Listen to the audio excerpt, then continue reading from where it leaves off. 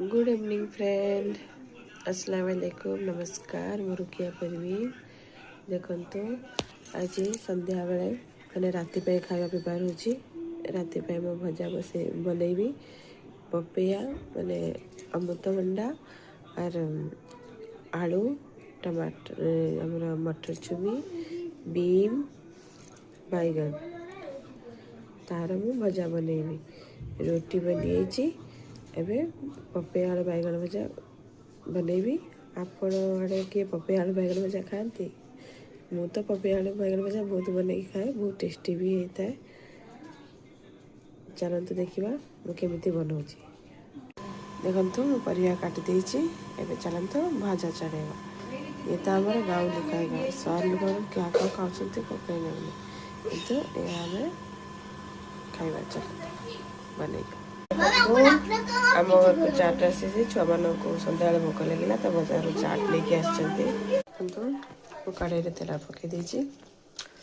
तादरे मु जीरा फुटण पकईली। देखो जीरा फुटण डालीगला मु कंचा लंका प्याज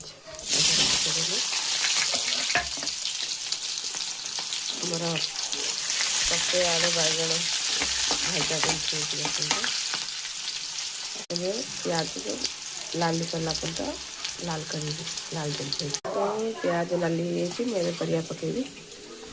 परिया को धोई रखी देछि। पकईदेली जीरा गुंड लंका गुंड हलदी लुण टमाटर पकईली गोड़े ढांकी दवा। देखिले टमाटर भी पकईली इसको ढांकी देवा। अपन देखिले आपको गोड़े ढांकी देले ये लाल लापन तो भजा भाजी भजा लाल हो मोर भजा रेडी हो। देखिले आपण पपैया आलू भजा करके देखते। पपैया आलू बैगन टमाटर आलू भजा करते देखते। आपण मानक बहुत भल लगे, टेस्टी भी लगे। शुभ संध्या। आपको माँ को गुड नाइट भी कही दूँ। गुड नाइट रही।